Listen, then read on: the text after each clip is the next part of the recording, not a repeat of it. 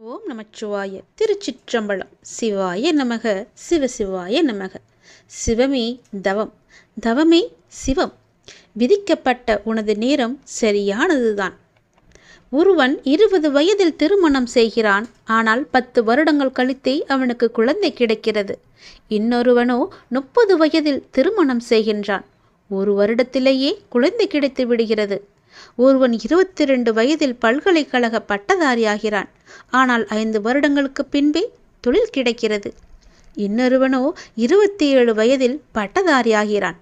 அடுத்த வருடமே தொழில் கிடைத்து விடுகிறது. ஒருவர் 25 வயதில் நிறுவனத்தில் தலைமை பொறுப்பை ஏற்கிறார். 45 வயதில் அவர் மரணித்து விடுகிறார். இன்னொருவர் 50 வயதில் நிறுவனத்தில் தலைவராகிறார். 90 வயது வரை வாழ்ந்துவிட்டு செல்கிறார். நம்மால் புரிந்து கொள்ள சிரமமான இத்தகைய ஏற்பாடுகள் எல்லாம் அல்ல இறைவன் முன்பே கணித்து வைத்தவை. எழுதுகோள்கள் தூக்கப்பட்டு விட்டன, ஏடுகளும் மடித்து வைக்கப்பட்டு விட்டன. அவனைப் போல் எனக்கில்லையே என்று நீ புலம்பும் அதே நேரத்தில் உன்னை போல் நான் இல்லையே என்று அவன் புலம்பிக் கொண்டிருப்பான். உனக்கு விதிக்கப்பட்டது வேறு, அவனுக்கு விதிக்கப்பட்டது வேறு. ஆக உனது நேரத்தில் உனது வேலையை திறம்பட செய்துவிடு. உனக்கு முன்னால் உள்ளவர்கள் முந்தியவர்களும் அல்ல, உனக்கு பின்னால் உள்ளவர்கள் பிந்தியவர்களும் அல்ல. நீயும் யாரையும் முந்தவும் இல்லை, யாரையும் நீ பிந்தவும் இல்லை.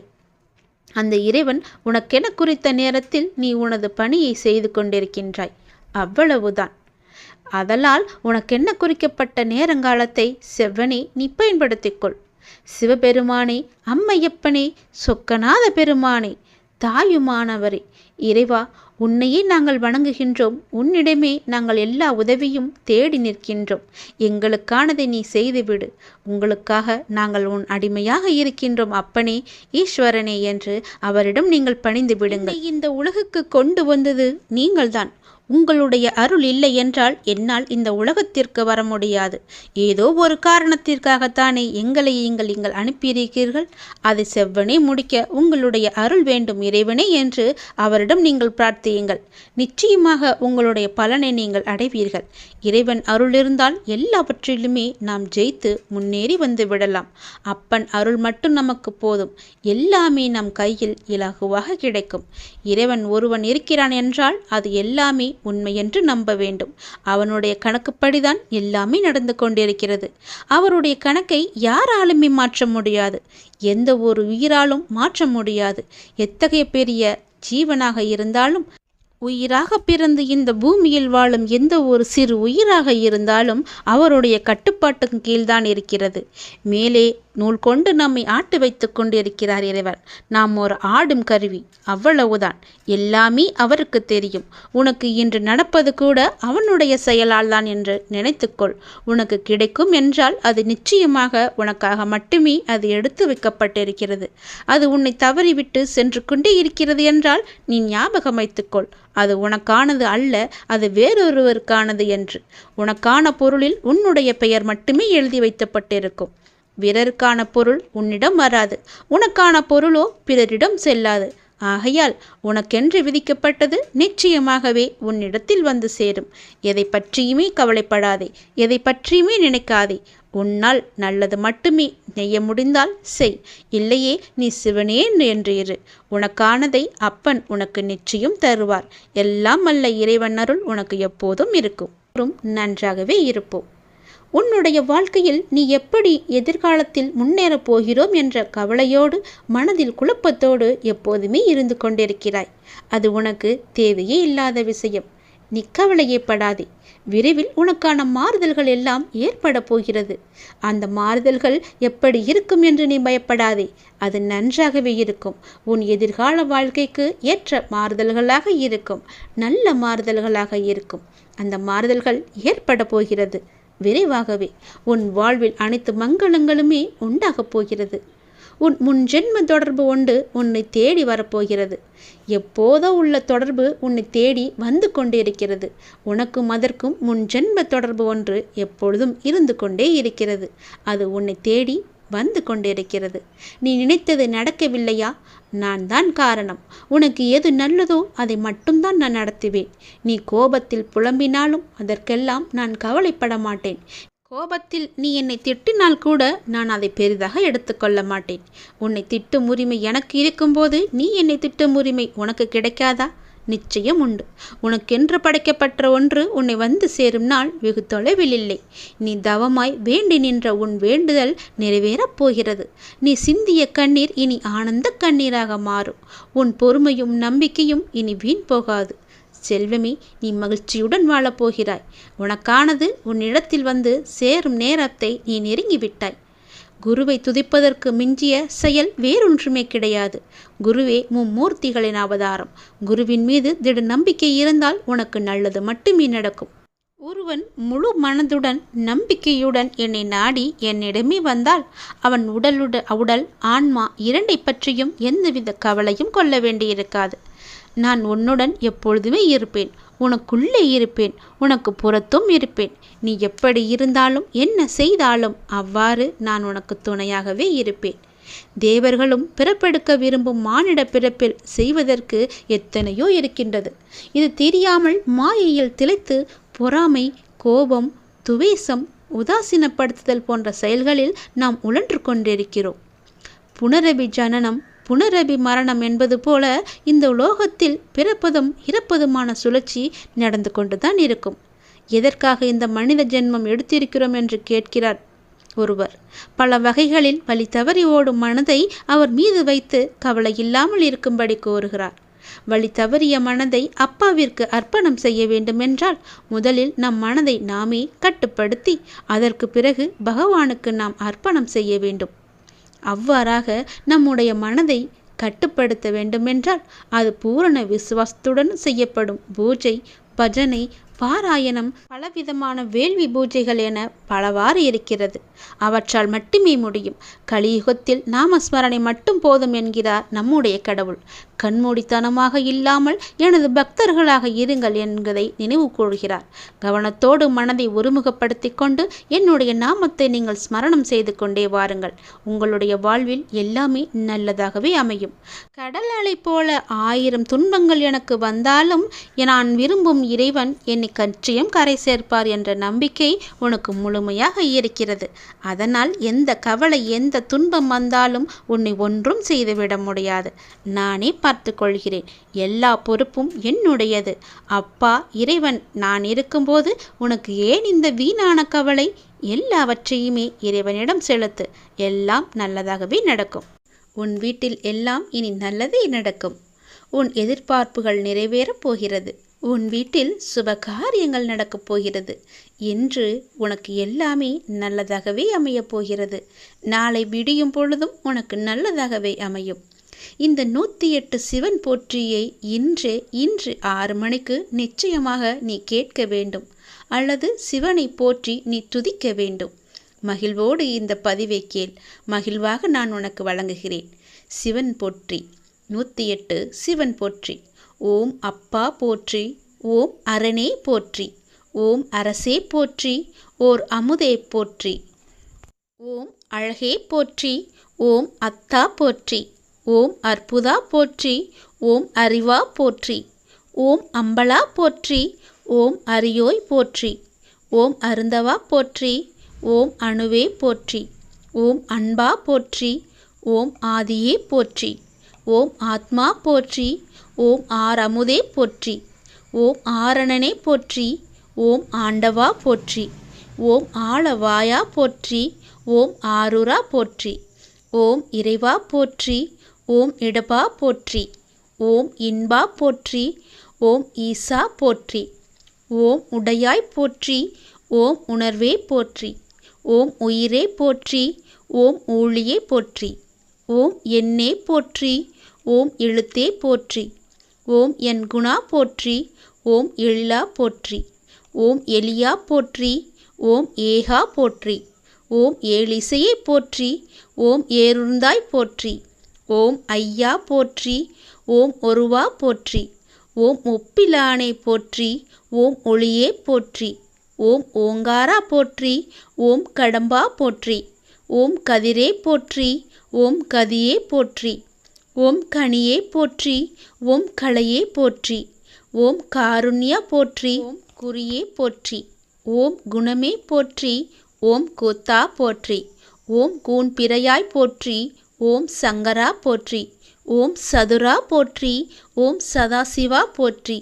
ஓம் சிலையே போற்றி. ஓம் சிவமே போற்றி. ஓம் சித்தமே போற்றி. ஓம் சீரா போற்றி. ஓம் சுடரே போற்றி. ஓம் சுந்தரா போற்றி.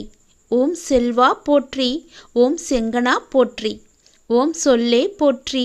ஓம் ஞாயிறே போற்றி. ஓம் ஞானமே போற்றி. ஓம் தமிழே போற்றி. ஓம் தத்துவா போற்றி.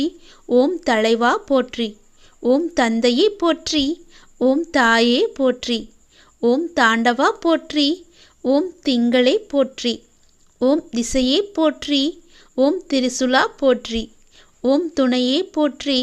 ஓம் தெளிவே போற்றி. ஓம் தேவா போற்றி. ஓம் தோளா போற்றி. ஓம் நமச்சிவாய போற்றி. ஓம் நண்பா போற்றி. ஓம் நச்சுண்டாய் போற்றி. ஓம் நான்மறையாய் போற்றி. ஓம் நிறைவா போற்றி. ஓம் நினைவே போற்றி. ஓம் நீலகண்டா போற்றி. ஓம் நெறியே போற்றி. ஓம் பண்ணே போற்றி. ஓம் பித்தா போற்றி. ஓம் புனிதா போற்றி. ஓம் புராணா போற்றி. ஓம் பெரியோய் போற்றி. ஓம் பொருளே போற்றி. ஓம் பொங்கரவா போற்றி. ஓம் மதிசூடியே போற்றி. ஓம் மருந்தே போற்றி. ஓம் மழையே போற்றி. ஓம் மணமே போற்றி. ஓம் மணாளா போற்றி. ஓம் மணியே போற்றி. ஓம் மெய்யே போற்றி.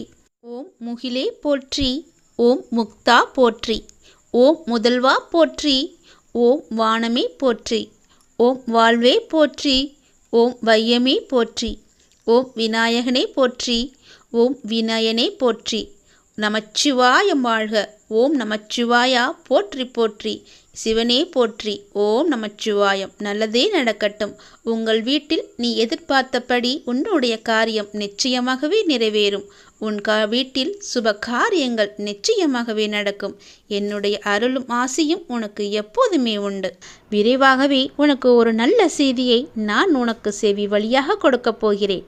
அதை கேட்டதும் எனக்காக ஒரே ஒரு தீபம் ஏற்று உன்னுடைய வீட்டில்.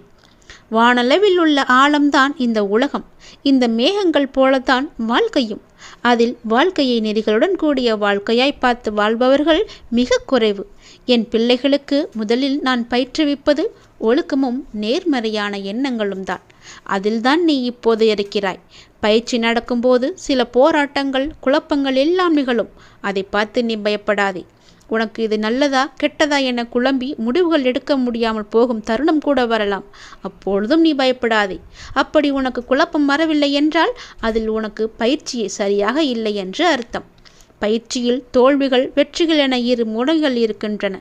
அதில் நீ வெற்றிக்காக போராடு.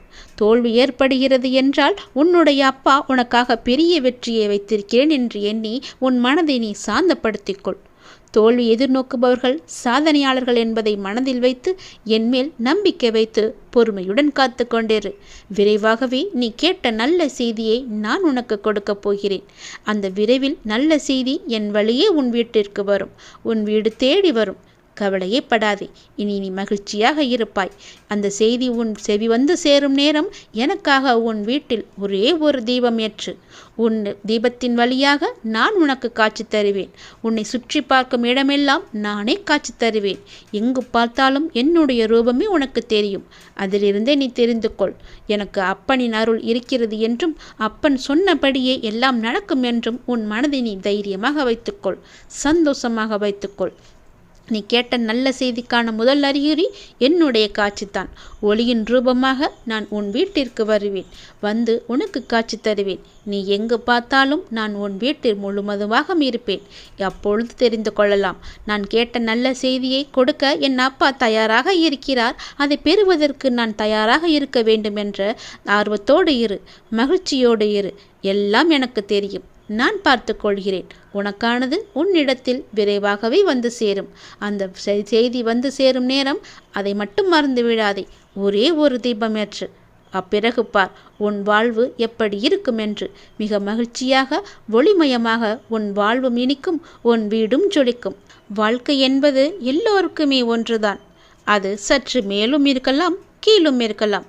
வாழ்க்கை என்பது ஒரு பட்டம் போல், அதன் நூல் உன் கையில் இருப்பதால் தான் அது நகர்ந்து கொண்டிருக்கிறது என்பது நினைப்பது எவ்வளவு தவறோ, அதை போலத்தான் உன் வாழ்க்கையில் நடக்கும் சில விஷயங்கள் எல்லாம் கஷ்டங்களும் முடிவடையும் காலம் என ஒன்று வரும் என்று. வாழ்க்கையில் நீங்கள் பயணிக்கும் ஒவ்வொரு நாளும் ஒவ்வொரு பக்கங்கள். அவற்றுள் சிரிப்பு, கண்ணீர், சந்தோஷம், கோபம், கஷ்டம், வெற்றி, தோல்வி, ஆசை, நல்லது, கெட்டது என எல்லாமே கலந்துதான் நிறைந்திருக்கும்.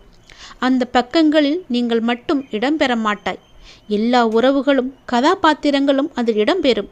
அவர்களால் உனக்கு கிடைத்த அன்பு, கிடைக்காத அன்பு, நிலையில்லாத அன்பு, உண்மையான அன்பு என பல பரிமாணங்களும் அதில் இடம்பெற்றிருக்கும். அவை உணர்த்தும் புரிதல், ஒரு அன்பு விழுகும் போது ஏற்படும் வலி, ஒரு அன்பு கிடைக்கும் போது ஏற்படும் சந்தோஷம் என பல வர்ணங்கள் கொண்டது. இவற்றை எல்லாம் அனுபவிக்க விரும்பவில்லை என்றாலோ அல்லது அனுபவிக்க விரும்புகிறேன் என்று சொன்னாலோ இவை ஒன்றும் உன் கையில் கிடையாது. யார் உன் வாழ்க்கையில் அமைய வேண்டும், அது எப்படி தீர்மானிக்க வேண்டும் என எல்லாமே அந்த இறைவனுடைய அருளால்.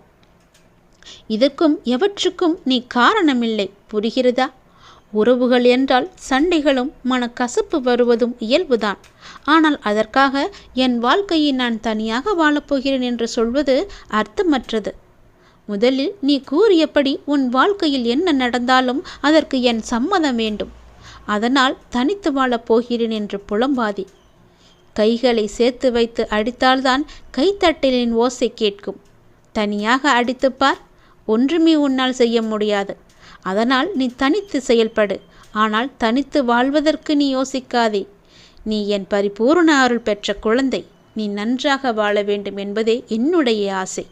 என்னுடைய ஆசை உனக்கு நிச்சயம் நிறைய ஆசையாக போகாது. உன் வாழ்வு ஜொலிக்கப் போகிறது. ஒருவர் பொருளறிந்து கூறினாலும் பொருளறியாமல் கூறினாலும் எந்த வார்த்தை எதை சுட்டுகிறதோ அது நடந்தே தீரும் என்பதை உணர்ந்து வார்த்தைகளை நீ பேசு. தீ சுடுவது போலவும் மலர்கள் நறுமணத்தை தருவது போலவும் வார்த்தைகள் என்பது சுடும், மனம் வீசும். இகழும் வார்த்தைகள் தன்னம்பிக்கையை கெடுக்கலாம். இடமற்ற வார்த்தைகள் விரிசலை ஏற்படுத்தலாம். கவனமற்ற வார்த்தைகள் காயத்தை கூட ஏற்படுத்தலாம். கசப்பான வார்த்தைகள் விஷத்தை கூட பாய்ச்சலாம். கடுமையான வார்த்தைகள் மனமுடைய செய்யலாம். காரமான வார்த்தைகள் பகை வளரச் செய்யலாம். கூறிய வார்த்தைகள் நெஞ்சை பிளக்கச் செய்யலாம். கேலியான வார்த்தைகள் தற்கொலையை கூட தூண்டலாம். சுடுகின்ற வார்த்தைகள் எரிச்சலை ஏற்படுத்தலாம். புறங்கூறும் வார்த்தைகள் மன அழுத்தத்தை கொடுக்கலாம். வன்மையான வார்த்தைகள் கோபத்தை விதைக்கலாம். வஞ்சனை வார்த்தைகள் வாழ்வையே கெடுக்கலாம். வார்த்தைகள் ஆள் மனதின் விதைகள். எண்ணங்களோ மொட்டுக்கள். செயல்கள் கனிகள். சுடு சொல்லால் சுருங்கி போகும் முகம், கடுஞ்சொல்லால் கருகி போகும் இதயம். இப்படி நிறையவே சொல்லி கொண்டே போகலாம். அதனால் எது செய்தாலும் எது சொன்னாலும் எப்பொழுதுமே சிவசிவ என்ற மந்திரத்தை சொல்லிவிட்டு சிவசிவ என்ற நாமத்தை உன் மனதில் பதிய வைத்து கொண்டு நல்லதை மட்டுமே பேசு, நல்லதை மட்டுமே செய். யாருக்கும் எந்த கெடுதலும் வராது. உனக்கும் எந்த கெடுதலும் நேர உன் அப்பா நான் அனுமதிக்க மாட்டேன். எல்லாமே உனக்காக மட்டுமே நான் செய்து கொண்டிருக்கிறேன். எல்லாம் உன் நன்மைக்காக மட்டுமே நடந்து கொண்டிருக்கிறது. நீ எப்பொழுதும் அமைதியாகவே இருக்கக்கூடாது. யார் உன்னை கீழே நோக்கி விழ செய்தார்களோ அவரை நோக்கி நீ மேலே எழு. எதற்காகவும் தயங்கி போய் கூனி குறுகி நிற்காதே. உனக்கு துணையாக உன் அப்பன் ஈசன் நான் இருக்கிறேன். நீ கவலையின்றி தைரியமாக மேலே எழுந்து வா. நீ மேலே எழும்புவதற்கு என்னுடைய கையை தருகிறேன். என் கையை பிடித்துக்கொண்டு நீ மேலே எழுந்து வா.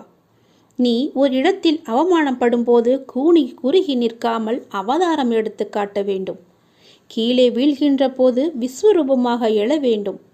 உன் மனம் புண்படுகின்ற போது எல்லாம் புன்னகை செய். அதுவே அவர்களுக்கு மிக பெரிய தண்டனையாகிவிடும். நீ அவர்களிடம் வாதாடுவதை விட்டுவிட்டு நான் அவர்கள் முன்னையில் வாழ்ந்து காட்டுவேன் என்ற சபதம் எடு. நீ அன்பிற்காக ஏங்கி தவிக்கும் ஒரு இதயத்தை எந்த நிலையிலுமே அலட்சியப்படுத்தாதே. உன்னுடைய அன்பிற்காக ஏங்கி தவிக்கும் பல பேர் இருக்கின்றனர். உன்னை உயிராய் நினைக்கும் உறவு உன்னை விட்டு போகப் போகிறது. அதனால் உன்னுடைய கோபத்தை நீ விட்டுவிடு. அலட்சியப்படுத்தாதே அவர்களை.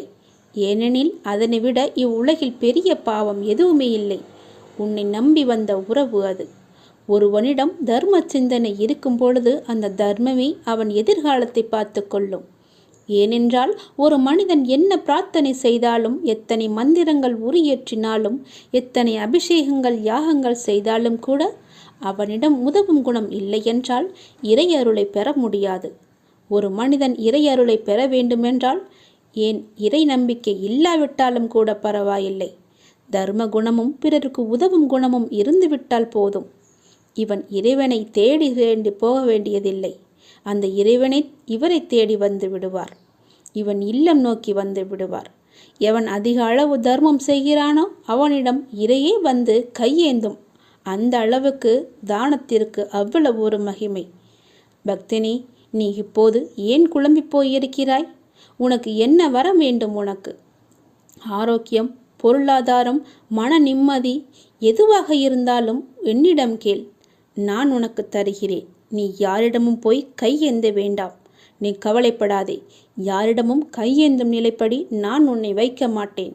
உன்னுடைய எல்லா பிரச்சனைகளுமே நான் தீர்த்து விடுகிறேன். என்னை நம்பு, என்னை முழுவதுமாக நம்பு.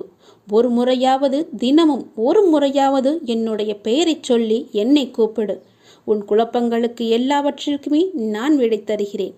உனக்கு என்ன வர வேண்டும் கேள், நான் உனக்கு தருகிறேன். எடுத்துக்கொள், சந்தோஷமாக வாழு. நம்மை யாரும் வென்றிடக்கூடாது என்று நாம் ஆசைப்படுவோம் அல்லவா? அதற்கு சிவனுக்கு பிடித்த இந்த 8 விஷயங்களை பின்பற்றினால் உங்களை வெல்ல எவராலும் முடியாது. தெரியுமா உங்களுக்கு? சொல்கிறேன். சிவனுக்கு பிடித்த இந்த 8 விஷயங்கள் வாழ்க்கையில் எவர் ஒருவர் கடைபிடித்து வருகிறாரோ அவர்களுக்கு தோல்வி என்பதே கிடையாது. சில விஷயங்கள் செய்து முடித்த பிறகு தவிர்க்கப்பட்டிருக்கலாமே என்று நமக்கு தோன்றும். செய்யும் முன்னமே அதை ஏன் நாம் யோசித்து பார்ப்பதில்லை? இந்த 8 பண்புகளும் சிவபெருமானுக்கு ரொம்பவும் பிடித்த விஷயங்களாக இருக்கிறது. சிவனின் அருள் பெற வாழ்க்கையில் உங்களை யாரும் வெல்லாமல் இருக்க இந்த 8 விஷயங்களை நாம் பின்பற்ற வேண்டும். அது என்னென்ன என்பதை இந்த பதிவில் ஒன்று ஒன்றாக தெரிந்து கொள்ளலாம். முதலாவதாக அகிம்சை. அகிம்சை என்றால் நமக்கு காந்திஜியின் நினைவுதான் வரும். உங்களுக்கும் வருகிறது அல்லவா? எவரையும் துன்பப்படுத்தாமல், கத்தி கூச்சலிடாமல் அமைதியான முறையில் போராடுவதுதான் அகிம்சையாகும். மனம், மொழி, மெய் ஆகிய இம்மூன்றால் எவருக்கும் தீங்கு இழைக்காமல் எப்போதும் அமைதியான வழியில் நடந்தால் ஈசனுக்கு பிடிக்குமாம். இரண்டாவதாக இந்திர ஜபம். இந்திர ஜபம் என்பது ஐம்புலன்களையும் அடக்குதலாகும். நம் உடம்பில் இருக்கும் ஐம்புலன்களும் அடக்கியாள கற்றுக்கொண்டால் நம்மை இன்னொருவர் அடக்கியாள்வதை தவிர்க்கலாம். கண், காது, மூக்கு, வாய், மெய் ஆகிய இந்த 5 புலன்களையும் மனிதன் அடக்கி தவம் புரிந்தால் ஈசனுடைய அருள் மட்டுமல்ல, இந்த உலகமே உன்வசப்படும். மூன்றாவதாக தைரியம். எவ்வளவு துன்பங்கள் நம்மை நெருங்கினாலும் துன்பத்தை கண்டு கலங்காமல் தைரியமாக இருந்தால் ஈசனுக்கு மிகவும் ரொம்ப பிடித்தமானவராக நாம் இருப்போம். எந்த சூழ்நிலையிலும் தைரியத்தை மட்டும் கைவிட்டு விடக்கூடாது. நான்காவதாக பொறுமை. பொறுத்தார் பூமி ஆழ்வார் என்னும் பழமொழியை நீங்கள் மறந்துவிடக்கூடாது. இந்த காலத்திற்கு அதெல்லாம் ஒத்து வராது என்று நினைப்பது மிகவும் தவறு.